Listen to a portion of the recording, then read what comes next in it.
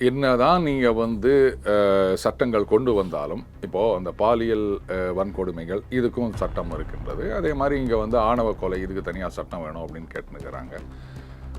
சட்டம் இருக்கத்தாங்க செய்யுது. இப்போ கொலைன்னு எடுத்துக்காங்க, அந்த காலத்தில் செக்ஷன் 302 சட்டம் இல்லாமையா இருக்குது. ஆனாலும் குற்றங்கள் நடந்து கொண்டு தானே இருக்குது. திருடக்கூடாது, ஏமாற்றக்கூடாது அப்படின்னு எல்லாத்துக்கும் சட்டங்கள் இருக்குது. அப்போ என்ன பண்ணணும், இந்த மாதிரி நடக்காமல் இருப்பதற்கு என்ன பண்ணணும், அந்த சிஸ்டத்தை ஸ்ட்ரென்தன் பண்ணணும்.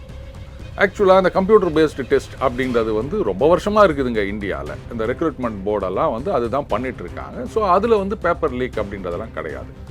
அப்போது ஏற்கனவே ஒரு தடவை இந்த மாதிரி நீட்டில் வந்துருச்சு அப்படின்னும் போது அப்போது இவங்க உஷாராயிட்டு எல்லாத்துக்குமே கம்ப்யூட்டர் பேஸ்ட் டெஸ்ட் அப்படின்றத என்னைக்கோ கொண்டு வந்துருக்கணும். அதை விட்டுட்டு இப்போ கொண்டு வர அப்போ அதை நீங்கள் கண்காணிக்க முடியல அப்படின்னா ஐ எம் சாரி, நாங்கள் ரொம்ப நல்லவங்க அப்படின்னு சொல்லியும் பிரயோஜனம் இல்லை. நல்லவனாக இருந்தால் மட்டும் போதாது, வல்லவனாக இருக்க வேண்டும். குழி பறிக்கிறதுக்கு முதுகில் குத்துறதுக்குன்னே ஒரு கும்பல் இங்கே காட்டுனுக்குது. அப்போ அவங்களுக்கு இடம் கொடுக்காம 24 மணி நேரத்தில் 28 மணி நேரம் விழிப்பாக இருக்க வேண்டியது அமைச்சர்களுடைய கடமை. இனியோ இப்போ அந்த சட்டம் கொண்டு வந்திருக்காங்க. ஆனால் இதெல்லாம் கேட்டால் அவங்க ஒத்துப்பாங்கன்னு நினைக்கிறீங்க? அதில் சொல்கிறது பாருங்க, நீங்கள் பிரதான் அவர் ராஜினாமா பண்ணணும், அடுத்தது பிரைம் மினிஸ்டர் ராஜினாமா கேட்போம். இப்போ இந்த சிஜேபியுடைய போராட்டத்தை அரசியல்வாதிகள் பயன்படுத்திக்கிட்டு இருக்காங்க அப்படின்னு சொல்ல வர்றீங்களா? இதில் என்ன சந்தேகம்? அவங்க பின்னாடி இருந்து இயக்குவதே இவங்க தான். இந்த அரவிந்த் கெஜ்ரிவால் எங்களுக்கு அவங்களுக்கு சம்மந்தமே இல்லை அப்படின்ற மாதிரி லெஃப்டில் இண்டிகேட்டர் போட்டு ரைட்டில் போகிற மாதிரி ராகுல் காந்தி அவங்க போராட்டம் பண்ணாங்கன்னா இவர் உடனே கபால்னு போயிட்டு பிரைம் மினிஸ்டர் வீட்டு முன்னாடி போய் உட்காந்துக்கிறாரு. அதில் வேற சொல்கிறாரு, அங்கே வரவங்கள்லாம் இந்த ஆட்சியை அகற்றுங்கள் அப்படின்னு அவர் காதில் சொன்னாங்களாம். இவர் தான் ஏற்கனவே சொன்னார், எலெக்ஷன் கமிஷன்லேருந்து சொல்கிறாங்க, அங்கேருந்து சொல்கிறாங்க, அதை சொன்னாங்க, இதை சொன்னாங்க அப்படின்னு ஒரு பாட்டுக்கு அடிச்சு விட்டுனுக்கிறாரு. இவரையும் நம்பி ஒரு கும்பல் சரி பாராளுமன்றத்தில் பேசலாம் அப்படின்னாங்க. அதுக்கப்புறம் வேறு என்ன வேணும், இல்லை முதல்ல பாராளுமன்றத்தில் பேசணும் அப்படின்னு சொல்லிட்டு அவங்க போயிட்டு சரிங்க பேசலாங்கன்னு சொன்னோடனே மறுபடியும் இல்லை ஒரு ராஜினாமா. நாங்கள் முதல்ல அந்த கோரிக்கையை சொல்லலை, இப்போ சொல்கிறோம். இப்படி நினச்சி நீங்கள் மாற்றிட்டே போனீங்கன்னு சொன்னால் அப்புறம் நீங்கள் இது அரசியலாக்குறீங்க, அரசியல் ஆதாயம் தேடுறீங்க அப்படின்னு அவர் ஒரு ஸ்டாட்டிஸ்டிக்ஸ் சொன்னார். 10 வருஷத்தில் 152 லீக் நடந்திருக்குன்னு. அந்த 152 லீக்கில் 70 லீக் காங்கிரஸ் ஆட்சி காலத்தில் காங்கிரஸ் ஆளும் மாநிலங்கள். பிரியங்கா சொன்னாங்க ஒரு தடவை ராஜஸ்தானில் பேப்பர் லீக் ஆன போது அது நேஷனல் ப்ராப்ளம். இப்போ மட்டும் அது பாஜக ப்ராப்ளம் ஆயிடுச்சா? பதவி வெறி சிவா, வேற ஒன்றும் கிடையாது. ஐயோ 15 வருஷமா நம்ம எப்படி பதவி இல்லாமல் இருக்கிறது, இனிமேலும் நம்மளால பதவிக்கு வர முடியாது போல இதே, நாம என்ன பண்றது பதவி இல்லாம அப்படின்ற வெறியில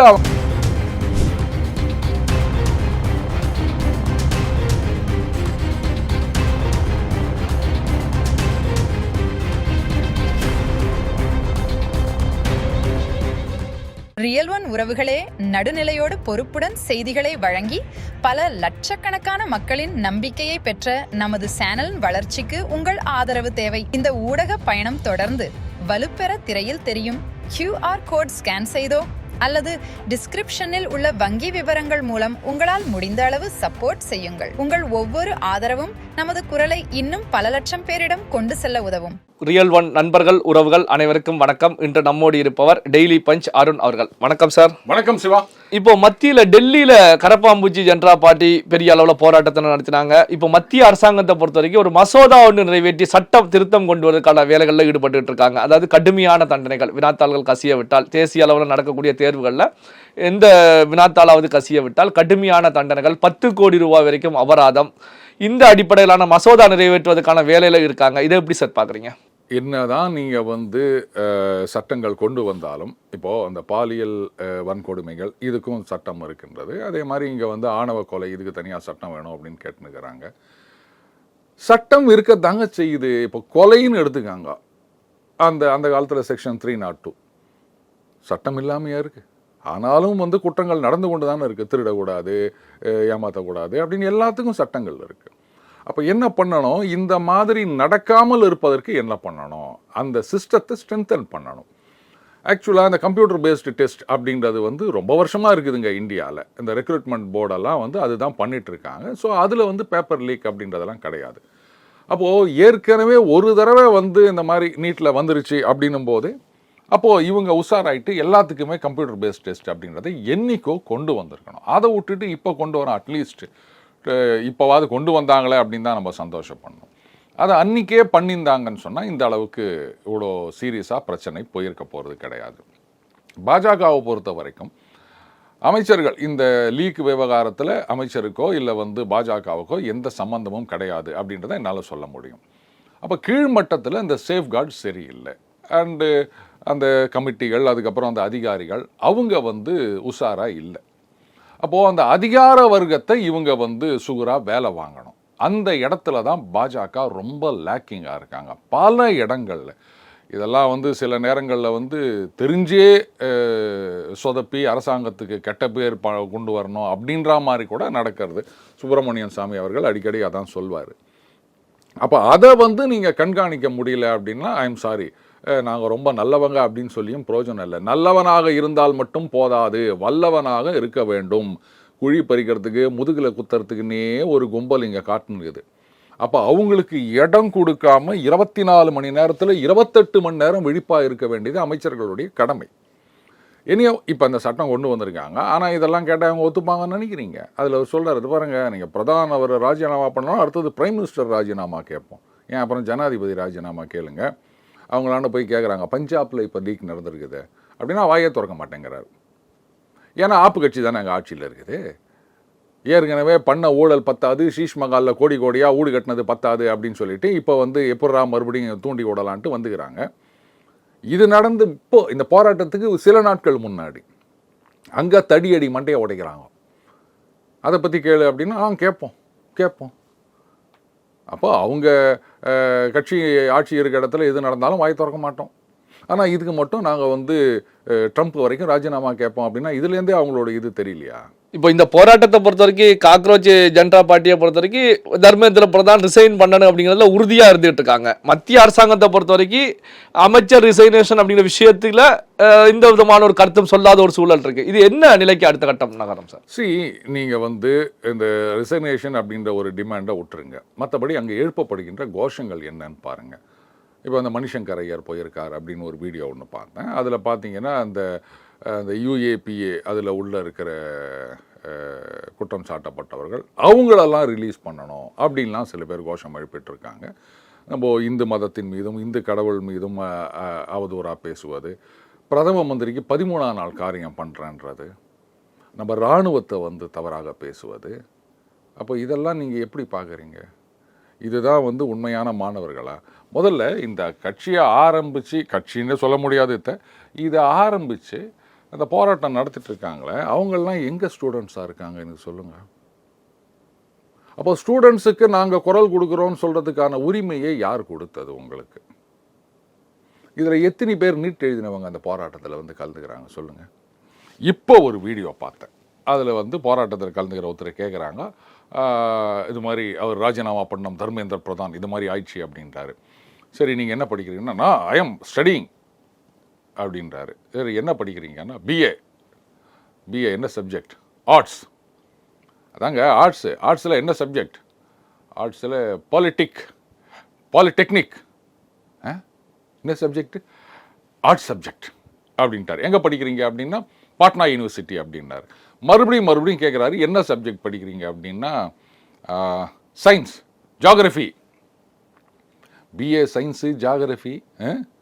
இன்னொருத்தர் என்ஜினியரிங்கா முடிச்சிட்டாரா எப்போ வே பேக் இன் 2012 சம்திங். எந்த காலேஜில் படிச்சிங்கன்னா திணறாரு. இந்த பாக்யராஜ் ஒரு படத்தில் கேட்பாரு, பத்தினி விதி படமா? ஆமாம் அப்படின்ற மாதிரி. எந்த காலேஜ்னா தெரியல. 2012 RRBயில் லீக் ஆயிடுச்சு. அதனால நான் 2012 RRB கொஸ்டின் பேப்பர் லீக் ஆச்சுன்னு சொன்னால் அன்றைக்கி இருந்தது காங்கிரஸ் கட்சி. ஸோ எந்த கட்சி ஆட்சியில் இருக்குது, எந்த காலேஜில் படித்தோன்னே தெரியாமல் இவங்கெல்லாம் ஸ்டூடெண்ட்ஸுக்காக போராடுறோம். இப்படி 2012 இன்ஜினியரிங் முடித்தாருன்னா அவர் ஜென்சியா? சொல்லப்போனால் ஜென்சிலாம் அவரை பார்த்தா பூமர்னு சொல்லுவாங்க. இப்படித்தான் இந்த போராட்டம் நடந்து கொண்டு இருக்கின்றது. Vested interest. நாட்டில் ஒரு குழப்பத்தை உண்டாக்கணும். நாடு வளர்ச்சி பாதையில் போய் நிற்குது, அது எப்படி விட்டுருவோம் அப்படின்ட்டு ஒரு சில நாடுகள், குறிப்பாக அமெரிக்கா சீனாக்கு எரிச்சலாக இருக்குது. அவங்களுடைய கைப்பாவையாக தெரிஞ்சோ தெரியாமலோ இவங்க நடந்து கொண்டிருக்கின்றார்கள். இப்போ இந்த சிஜேபியுடைய போராட்டத்தை அரசியல்வாதிகள் பயன்படுத்திக்கிட்டு இருக்காங்க அப்படின்னு சொல்ல வர்றீங்களா? இதில் என்ன சந்தேகம்? அவங்க பின்னாடி இருந்து இயக்குவதே இவங்க தான். அந்த அரவிந்த் கெஜ்ரிவால், எங்களுக்கு அவங்களுக்கு சம்மந்தமே இல்லை அப்படின்ற மாதிரி லெஃப்டில் இண்டிகேட்டர் போட்டு ரைட்டில் போகிற மாதிரி ராகுல் காந்தி. அவங்க போராட்டம் பண்ணாங்கன்னா இவர் உடனே கபால்னு போயிட்டு பிரைம் மினிஸ்டர் வீட்டு முன்னாடி போய் உட்காந்துக்கிறாரு. அதில் வேற வந்து சொல்கிறாரு, அங்கே வரவங்கள்லாம் இந்த ஆட்சியை அகற்றுங்கள் அப்படின்னு அவர் காதில் வந்து சொன்னாங்களாம். இவர் தான் ஏற்கனவே சொன்னார், எலெக்ஷன் கமிஷன்லேருந்து சொல்கிறாங்க, அங்கேருந்து சொல்கிறாங்க, அதை சொன்னாங்க, இதை சொன்னாங்க அப்படின்னு ஒரு பாட்டுக்கு அடிச்சு விட்டுனுக்கிறாரு. இவரையும் நம்பி ஒரு கும்பல் சரி பாராளுமன்றத்தில் பேசலாம் அப்படின்னாங்க. அதுக்கப்புறம் வேறு என்ன வேணும், இல்லை முதல்ல பாராளுமன்றத்தில் பேசணும் அப்படின்னு சொல்லிட்டு அவங்க போயிட்டு சரிங்க பேசலாங்கன்னு சொன்ன உடனே மறுபடியும் வந்து இல்லை ஒரு ராஜினாமா பண்ணணும். ஏங்க முதல்ல அந்த கோரிக்கையை சொல்லலை, இப்போ சொல்கிறோம். இப்படி நினச்சி நீங்கள் மாற்றிட்டே போனீங்கன்னு சொன்னால் அப்புறம் நீங்கள் இது அரசியலாக்குறீங்க, அரசியல் ஆதாயம் தேடுறீங்க அப்படின்னு. அவர் ஒரு ஸ்டாட்டிஸ்டிக்ஸ் சொன்னார், 10 வருஷத்தில் 152 லீக் நடந்திருக்குன்னு. அந்த 152 லீக்கில் 70 லீக் வந்து காங்கிரஸ் ஆட்சி காலத்தில் காங்கிரஸ் ஆளும் மாநிலங்களில். பிரியங்கா சொன்னாங்க ஒரு தடவை ராஜஸ்தானில் பேப்பர் லீக் ஆன போது, அது வந்து நேஷனல் ப்ராப்ளம். இப்போ மட்டும் வந்து அது பாஜக ப்ராப்ளம் ஆயிடுச்சா? பதவி வெறி சிவா, வேற ஒன்றும் கிடையாது. ஐயையோ 15 வருஷமா நம்ம எப்படி பதவி இல்லாமல் இருக்கிறது, இனிமேலும் நம்மளால பதவிக்கு வர முடியாது போல இதே, நாம என்ன பண்றது பதவி இல்லாம அப்படின்ற வெறியில அவங்க எதையாவது பண்ணணும், குழப்பம் பண்ணணும் நினைச்சுக்கிறாங்க. இப்போ பிரதமர் மோடி அவர்கள் தலைமையில் நடைபெற்ற அமைச்சரவை கூட்டத்தில் டிஸ்கஸ் பண்ணும்போது பிரதமர் அவர்களை பொறுத்த வரைக்கும் எந்த அமைச்சர்கள் எல்லாம் வந்து நீங்கள் இன்ஸ்டாகிராம் சோசியல் மீடியாவில் ஆக்டிவாக இருக்கிறீங்க, எல்லாருமே ஆக்டிவாக இருங்க, இளைஞர்கள் கூட ஒரு கனெக்டிவிட்டியை வந்து ஸ்ட்ராங்காக உருவாக்குங்க அப்படின்னு சொல்லப்பட்டதாக ஒரு சில மீடியாக்களில் செய்தி வெளியாயிருக்கு. நிஜமா சார் அது உண்மையா? சரி, அது நிஜமோ பொய்யோ, பட்டு அதுவே வந்து அல்டிமேட் சொல்யூஷனாக இருக்க முடியாது சிவா. ஏன்னா இன்னைக்கு நம்ம முதலமைச்சர் விஜய் அவர்கள் எடுத்துக்காங்க, இவர் வந்து மக்களை நேரடியாக எங்கேயாவது சந்திக்கிறாரா? இல்லை. இருந்தாலும் அந்த ஒரு பீப்புள் கனெக்ட்ன்றது இருக்கா? அப்போ அந்த பீப்புள் கனெக்டை எப்படி எஸ்டாப்ளிஷ் பண்ணணும்? இவர் வந்து ஒரு மாஸ் ஹீரோவாக இருந்தவர் அப்படின்றதுனால அவர் நேரடியாக சேர வேண்டிய அவசியம் கிடையாது. ஆனால் அரசியல்வாதிகள், இதே தமிழகத்தில் எடுத்துக்காங்க, அரசியல்வாதிகள் அப்படின்னும் போது அவங்களுக்கு அந்த பீப்புள் கனெக்ட், அது வந்து மாஸ் கான்டாக்ட், நேரடியாக போகிறது அப்படின்னு இருந்தால் மட்டும்தான் எஸ்டாப்ளிஷ் பண்ண முடியும். ஒவ்வொருத்தரும் ஒவ்வொரு விதத்தில், எல்லாரும் ஒரே மாதிரி பண்ண முடியாது. நீங்கள் வெறும் இன்ஸ்டாவில் ரீல்ஸ் போடுறதுனால மட்டுமே அந்த பீப்புள் கனெக்ட் அப்படின்றது எஸ்டாப்ளிஷ் ஆகிடாது. இன்னைக்கு பாஜகவில் இருக்க பிரச்சனையே என்னன்னா, சிவா நீங்கள் வந்து நீங்கள் இல்லை யாராக இருந்தாலும் ஒரு ஏழை குடும்பத்தில் இருக்கிறவர், அவர் வந்து ஒரு ஃபீல்டில் மேலே வரணும் அப்படின்னு பார்க்குறாரு அப்படின்னு சொன்னால் அந்த வயிற்றில் ஒரு ஃபயர் இருக்கும். நமக்கு வந்து ஒரு பேக்கப் கிடையாது. இன்னைக்கு நான் படித்து மேலே வரல அப்படின்னு சொன்னால் வீட்டில் வந்து யாரும் நம்மளை வந்து ஒரு கடை வச்சு கொடுக்கறது இல்லை ஒரு தொழில் வச்சு கொடுக்கறதுன்னு பண்ண முடியாது, நாம தான் எல்லாம் அப்படின்னு அந்த வெறியோடு நம்ம மேலே வருவோம். அதே நல்ல ஒரு பணக்கார வீட்டிலேருந்து இருக்கவங்க அப்படின்னும் போது அந்த வெறி இருக்காது. இன்னைக்கு பாஜக என்ன ஆகிப்போச்சு, 2014 வரைக்கும் பதவியில் இல்லை, நடுவில் கொஞ்ச நாள் இருந்தாங்க, அப்புறம் போயிடுச்சு. ஸோ எப்படியாவது ஆட்சிக்கு வர வேண்டும், அந்த பீப்புள் கனெக்ட் இருக்கணும் அப்படின்ட்டு கடுமையாக வேலை செஞ்சாங்க. அதனால் அவங்க மேலே வந்தாங்க. இப்போ தொடர்ந்து 3வது முறையாக ஜெயிச்சு வந்துட்ட பிறகு அந்த பணக்கார வீட்டு பிள்ளைங்க மாதிரி ஆயிட்டாங்க. அந்த ஃபயர்ன்றது இல்லை. இனிமேல் நாம மட்டும்தான் ஆட்சியில் இருக்க போகிறோம், ஆட்சியை மட்டும் கவனிச்சுட்டு இருப்போம் அப்படின்னு நினைக்கிறாங்க. இதுதான் அவங்க பண்ணுற பெரிய தப்பு. இங்கே இவங்களுக்கு அந்த பதவிக்கு வரணுன்ற ஃபயர் மட்டும் இல்லாமல் அந்த பொறாமை தீன்றது வேற அவங்கள வந்து விட்டு எரிச்சு நிற்குது. அதனால எங்கெங்கெல்லாம் குழப்பம் பண்ணலாம் அப்படின்னு தேடி தேடி போய் பண்ணி நிற்கிறாங்க. எதுவுமே இல்லைனாலும் ஏதாவது இந்த பெகசஸ்ன்னு ஒன்று வழக்கமாக பார்லிமெண்ட் ஆரம்பிக்கும் போது பண்ணுவாங்க, அதை விட்டுட்டு அப்புறம் ஹிண்டன்பர்க்னு எடுத்தாங்க. இப்போ வந்து இந்த இஷ்யூ வந்துருச்சு அவங்களுக்கு, புரியுதுங்களா? ஸோ அந்த ஃபயர் வந்து பயங்கரமாக லேக்கிங் பாஜகவில். அது எம்பிக்களாக இருக்கட்டும் இல்லை மந்திரிகளாக இருக்கட்டும், அந்த பீப்புள் கனெக்ட் அப்படின்றது வேணும். பீப்புள் கனெக்ட்னா நீங்கள் வந்து அன்னபூர்ணா ஹோட்டல் இன்சிடென்ட் மாதிரி பீப்புள் கனெக்ட்லாம் கொண்டு வந்துடாதீங்க, அது முதலுக்கே மோசமாயிரும். எம்பிக்களோ எம்எல்ஏக்களோ இல்லை கட்சி நிர்வாகிகளோ மக்களை தொடர்ந்து சந்திப்பது, ஏன்னா நீங்கள் வந்து மாஸ் ஹீரோ கிடையாது, அதனால் வந்து வீட்டுக்குள்ளேருந்தே வீடியோ போட்டால் யாரும் உங்களை ஃபாலோ பண்ண போகிறது கிடையாது. ஸோ கீழ்மட்ட நிர்வாகிகள்லேருந்து மேல் மட்டத்தில் இருக்க அத்தனை பேரும் கோ டு த பீப்புள் அப்படின்னு ஆரம்பிச்சா மட்டும்தான் இது செல்லுபடி ஆகுமே தவிர, மற்றபடி நீங்கள் ரீல்ஸ் போட்டிங்கன்னா இது எப்படி இருக்குது தெரியுமா? அவர் வந்து இன்ஃப்ளூயன்சர், ஒரு 20 லட்சம் ஃபாலோவர்ஸ் வச்சுருக்காரு, அவர் ரீல்ஸ் போட்டால் வந்து டக்குன்னு உடனே வந்து ஒரு 10 லட்சம் வியூஸ் போகுது அப்படின்னா நானும் வந்து ஒரு ரீல்ஸ் போட்டேன்னா போகுமா? அவரும் இன்ஸ்டாவில் ரீல்ஸ் போடுறார், நானும் இன்ஸ்டாவில் ரீல்ஸ் போடுறேன், எனக்கு ஏன் போக மாட்டுது அப்படின்னு கேட்டால் நியாயம் இருக்குதா? அதுதான் நீங்கள் பண்ணுங்க, நான் இல்லைன்னு சொல்லலை. அதே சமயத்தில் இன்றைக்கி அந்த நெகட்டிவ் இஷ்யூஸ் மட்டும்தான் அந்த அல்காரிதம் தூக்கிட்டு போய் நிறுத்துது. அதை நீங்கள் புரிஞ்சுக்கணும். அந்த பீப்புள் கனெக்ட் இருந்ததுன்னு சொன்னால் அந்த நெகட்டிவ் ரீல்ஸ் வந்து இம்பேக்ட் பண்ணாது. அது இல்லைன்னும் போது நீங்கள் ரீல்ஸ் போட்டும் பிரயோஜனம் இல்லை சிவா. இப்போ சிஜேபியுடைய இது போன்ற போராட்டங்கள் தான் பாஜகவை இந்த அளவுக்கு திங்க் பண்ண வைத்திருக்கிறதா? அதாவது இளைஞர்கள் கூட பப்ளிக் கூட வந்து ஒரு கனெக்டிவிட்டியை வந்து இன்னும் ஸ்ட்ராங் பண்ணணும் அப்படிங்கிற விஷயத்தை சிந்திக்க வைத்திருக்கிறதா சார்? சொல்லலாம். இது வந்து ஒரு நல்ல விஷயமா தான், பாசிட்டிவாக தான் நான் பார்க்குறேன். அதில் தப்பே இல்லை. அட்லீஸ்ட் இப்போவாது அவங்க முழிச்சினாங்களே அந்த we are lacking in people connect, அதை எஸ்டாப்ளிஷ் பண்ணணும் அப்படின்ற கோர்ஸ் கரெக்ஷன் இப்போவாது வந்தது. இல்லாட்டா வந்து 29 எலெக்ஷன் நேரத்தில் இந்த மாதிரி ஏதாவது வந்து இங்கே நடந்த மாதிரி அங்கேயும் நடந்ததுன்னா புலம்பி பிரயோஜனம் கிடையாது. ஆனால் அதுக்கான சொல்யூஷன் கரெக்டான சொல்யூஷன் பார்க்கணும், அதான் முக்கியம். பல்வேறு முக்கியமான தகவல்கள் செய்திகளை நம்முடைய உறவுகளுடன் பகிர்ந்து கொண்டதற்கு நன்றி சார். நன்றி சிவா. உங்கள் பிசினஸ் இன்னும் அதிக மக்களை சென்றடைய வேண்டுமா? இன்றைய டிஜிட்டல் உலகில் சரியான ப்ரமோஷன் தான் வெற்றியின் முதல் படி. தமிழகம் முழுவதும் பல லட்சக்கணக்கான பார்வையாளர்களை தினமும் சென்றடையும் ரியல் ஒன் யூடியூப் சேனல்களில் உங்கள் பிசினஸ் இனி எல்லோரும் அறியட்டும். குறைந்த செலவில் அதிக ரீச்.